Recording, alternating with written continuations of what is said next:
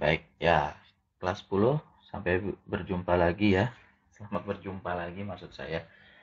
Setelah kita lama tidak belajar ya. Kali ini kita akan mulai. Ini adalah pertemuan pertama untuk semester genap. Nah, materi yang akan kita pelajari di semester genap itu sebenarnya tentang trigonometri ya. Trigonometri itu ilmu yang membahas tentang tentang segitiga, tentang keterkaitan antara sudut dengan sisi-sisi pada segitiga. Nah, ini biasanya digunakan untuk navigasi, biasanya navigasi entah itu pesawat atau mungkin kapal laut. Itu sebenarnya di situ. Kemudian untuk keperluan astronomi ya biasanya atau fisika biasanya.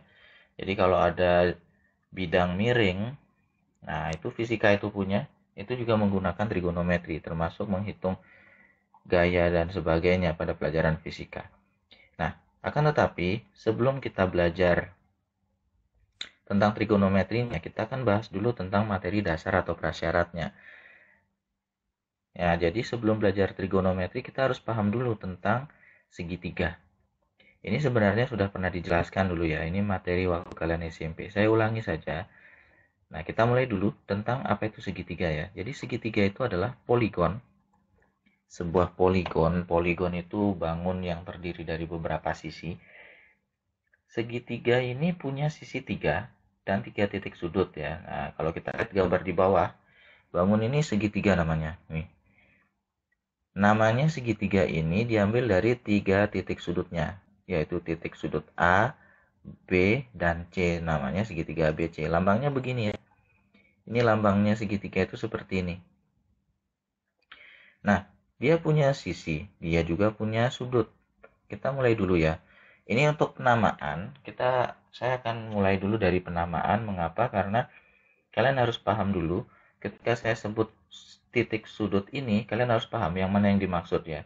Beberapa permasalahan itu mengharuskan kalian untuk membuat sketsa. Nah, pertama saya mulai dulu. Ini untuk menamai sudut ya. Sudut. Nah, ini sudut yang ini. Saya beri warna merah saja ya. Ini garisnya saya tebalkan sedikit. Saya beri warna merah ya, supaya senada dengan ininya. Oke, ini juga saya beri warna merah. Nah, ini dia. Titik yang ini, yang warna merah, ini adalah titik sudut A namanya. Menyatakan sudut itu bisa menggunakan dua cara. Ya, yang pertama, kalau menggunakan tiga huruf, kalau kita mau menyebut sudut A, berarti A-nya harus di tengah. Kita boleh sebut dia sebagai BAC atau CAB. Intinya dia harus A-nya di tengah. Kalau mau menggunakan tiga huruf untuk penamaan. Nah, kalau menggunakan satu huruf, tidak masalah juga, berarti langsung saja sudut A. Nah, ini lambang sudut itu seperti ini ya. Ini lambang sudut. Seperti huruf L tapi dia lebih runcing gitu ya. Itu sudut. Lambang sudut itu seperti itu. Nah, ini saya tebalkan ya, saya ubah dulu warnanya supaya kalian lebih mudah memahami ya. Dan nanti ini materi jadi kelihatan lebih menarik karena warnanya macam-macam. Oke, ada A, ada B. Nah, ini sudut B. Tata namanya ya kurang lebih hampir sama. Ya, saya tebalkan sedikit. Ya, kalau kalian mau menyebut dia menggunakan tiga huruf boleh, menggunakan satu huruf juga tidak masalah. Kalau mau disebut dengan menggunakan tiga huruf, karena yang kalian mau sebut adalah sudut B, berarti harus B-nya ditaruh di tengah. Kalian boleh sebut itu sebagai sudut ABC, atau kalian juga boleh sebut dia sebagai sudut CBA, itu tidak masalah. Yang penting B-nya di tengah. Berarti pasti maksudnya sudut B. Kalau menggunakan satu huruf, tidak masalah juga, berarti langsung kalian sebut sudut B. Yang ketiga, nah ini sudutnya adalah sudut C. Saya tebalkan sedikit. Sama ya, jadi prinsip ini harus kalian pahami bahwa kalian itu boleh menamai dia dengan tiga huruf, dengan satu huruf boleh. Kalau dia menamai dengan 3 huruf, berarti kalau kalian nyebut sudut itu ya harus C-nya di tengah. BCA misalnya. Atau BCA sudah berarti ACB ya. Sekarang ACB. Jadi intinya huruf C-nya harus di tengah. Itu kalau menggunakan 3 huruf. Kalau satu huruf ya sudah aman. Kalian sebut saja C. Nah, nanti ketika ada di soal, kalian harus bisa menggambarkan dengan benar ya. Ketika saya sebut sudut PQR, berarti yang mana yang dimaksud PQR? Nah, kan hurufnya yang di tengah itu huruf P, berarti nanti kalian gambar segitiga PQR, yang kalian tandai adalah huruf sudut P-nya. Seperti itu. Nah, ini untuk tata nama sudut begini. Sekarang untuk menyebut sisi, ya segitiganya masih sama ya. Kalau menamai sisi, itu hampir sama ya, hampir sama. Nah, jadi begini. Ini kan sudutnya A. Di hadapan sudut A, nama sisinya adalah sisi ini, sisi A kecil. Ya, seperti itu. Ini saya akan ubah warnanya ya. Saya gunakan warna merah supaya senada. Sisi ini, jadi sisi, sebentar ya. Sisi ini terletak di depan sudut A ya. Saya copy saja ya. Sudut A atau sudut BAC atau CAB ya. Nah, dapat dinyatakan dengan begini. Kalau menyatakan sisi, kalian boleh menggunakan 2 huruf. Ya, kalau 2 huruf itu kalian, kalau sisi itu begini ya. Kalian biasanya ada beberapa buku memberi garis di atas, atau untuk saya tidak masalah ya. Kalian boleh sebut dia ini sebagai sisi CB boleh. CB atau BC ya. Tidak masalah karena ini bukan vektor ya. CB atau BC sama saja.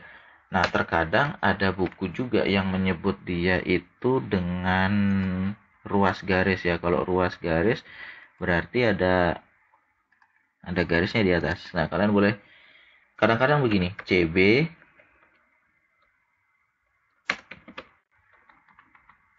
atau ya bisa saja ya, bisa saja pakai garis, bisa juga tidak.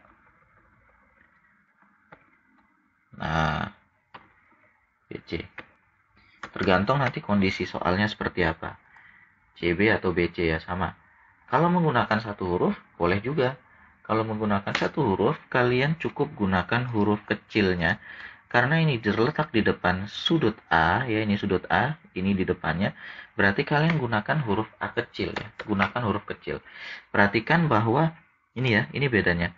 Ketika menyatakan dia dengan menggunakan 2 huruf, kalian gunakan huruf kapital. Dua-duanya kapital, C, B, B, C, kapital semua. Ketika menggunakan satu huruf, berarti namanya harus menggunakan huruf kecil.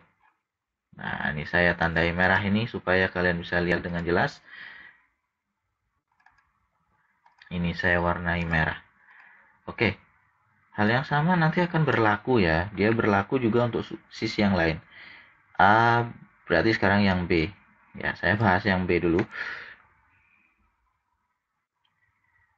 Ya, supaya berurutan ya. Ini sisi B, berarti di depannya itu ada sudut B maksud saya.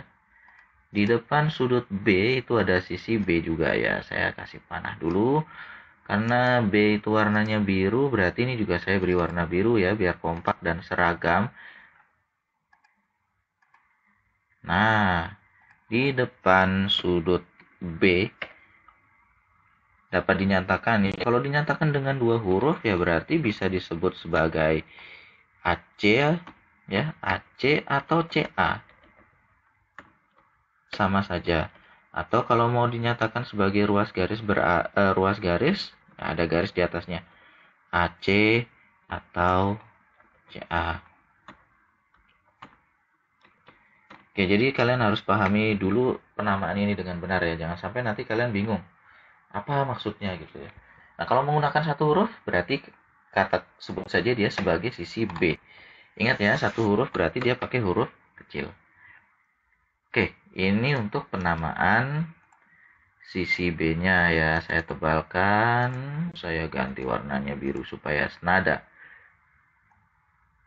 Nah, gini. Terakhir ya. Yang C sekarang. Ya, hampir sama ya.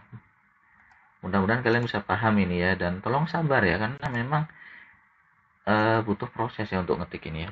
Di depan sudut C itu sama, kalian bisa nyatakan dengan dua huruf ya. Itu bisa disebut AB, atau kalian mau sebut BA, boleh.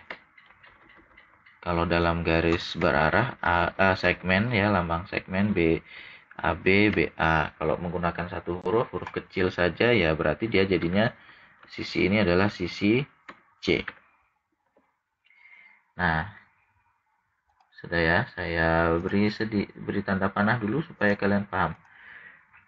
Nah, ini tolong kalian pelajari baik-baik ya. Jangan sampai nanti kalian bingung ketika saya munculkan di soal, karena sekali lagi ya, saya sukanya munculkan soalnya cerita gitu.